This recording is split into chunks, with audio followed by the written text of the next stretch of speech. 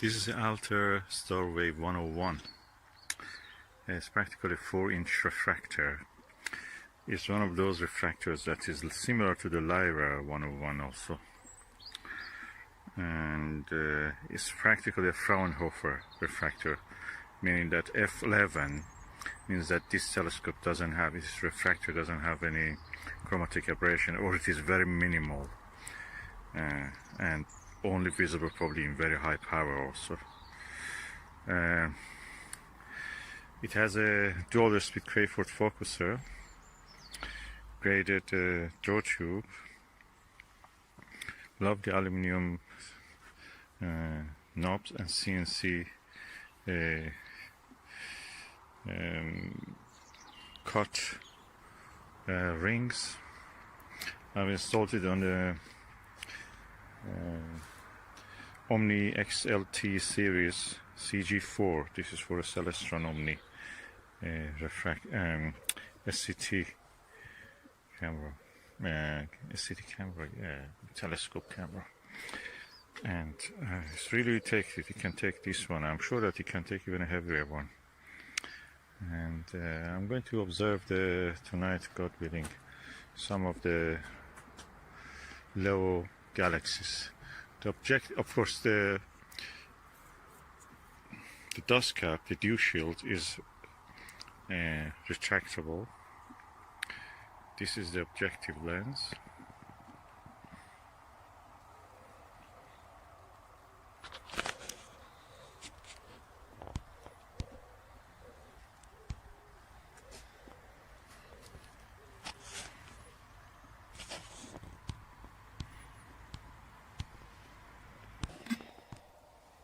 I've put the dew shield back, and it can come forward again.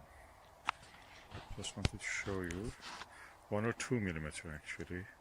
Starwave, Achromatic, Doublet, SH0055. It's quite a nice telescope actually. I have a Lyra version of this. This is red, so it's a beautiful telescope to use.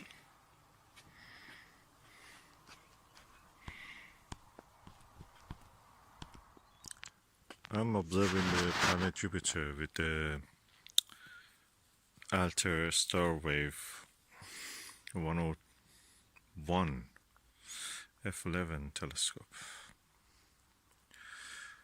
And Jupiter is there, just at the tip of my finger.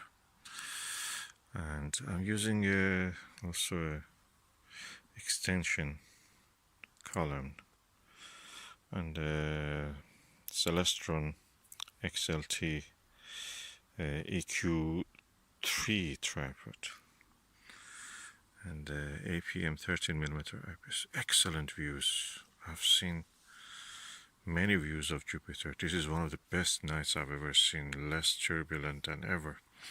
I looked with the APM Skywatcher Myriad 5mm, perfect, with the 30mm Vixen MLNV, I think, yeah, and that was again perfect view. And that's the excellent telescope lens. It's achromatic, but the view is like Apple because of the long focal length, f11 focal ratio. Excellent telescope.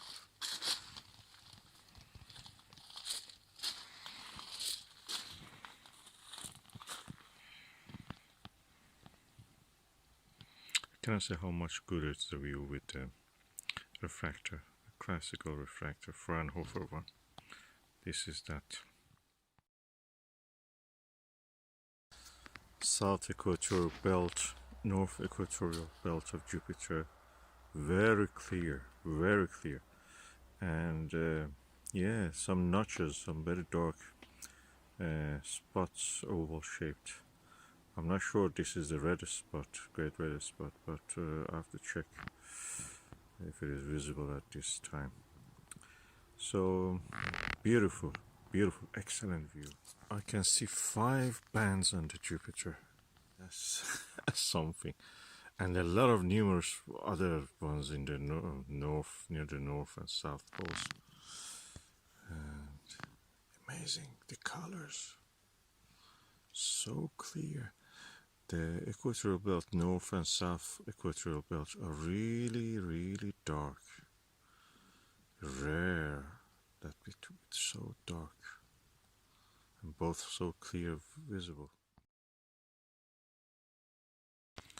Two of the satellites, Galilean satellites, are very close together. Probably they're going to eclipse each other. So, very beautiful moment in time to be observing Jupiter. Whoa, I'm looking at the Saturn now. Cassini division. Yeah, visible. I can notice it. It's not completely all the time visible, but you can see hints of it. You can see the outer ring after the Cassini division, Cassini gap, is actually, it has a different color. It's a little bit kind of whitish blue, and you can see also in the disk of the Saturn some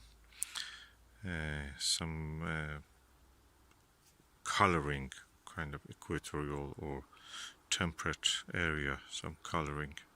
It's a little bit darker than the usual yellow color, yellow beige color of the disk of the Saturn.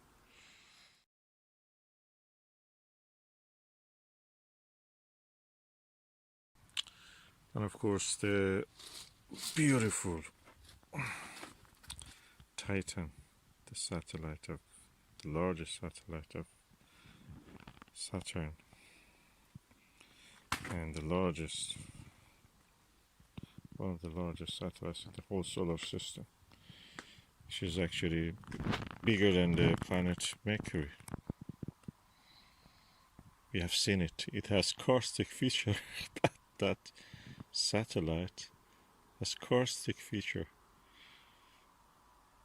Things which resemble karst on the Earth, made of solid methane and nitrogen, liquid methane and nitrogen, solid nitrogen. Amazing. Or water, solid water. The rock is formed of that.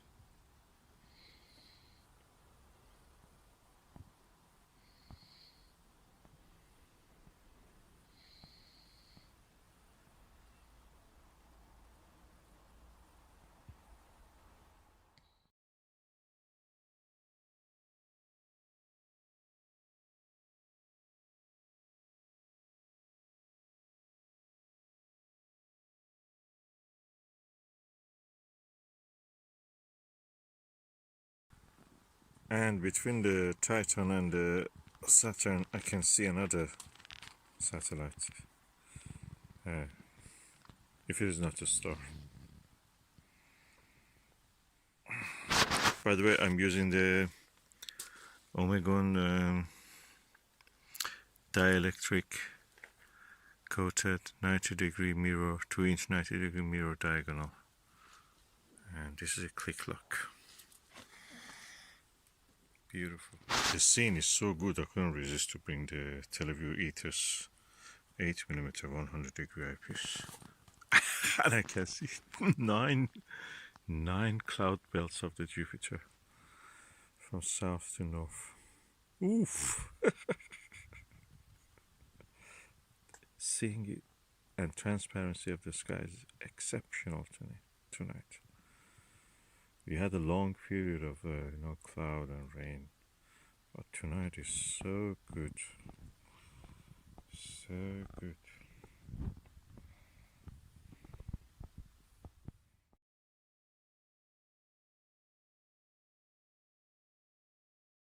You can see so much clumps in the north and south equatorial belt, festoons.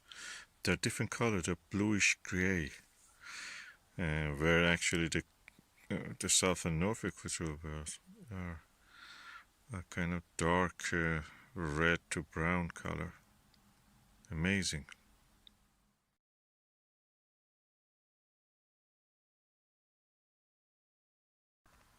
But the details visible in the north equatorial belt of Jupiter is amazing. Those festoons and the blue colors, blue-gray colors, are in that the north of that actually, adjacent to the north equatorial belt. Amazing.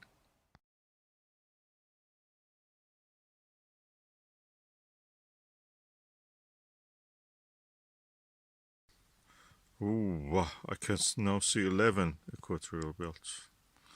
11 cloud belts, I should say, actually. And it's amazing, from the south pole to the temperate region of the Jupiter. Temperate north. That's amazing. So much detail.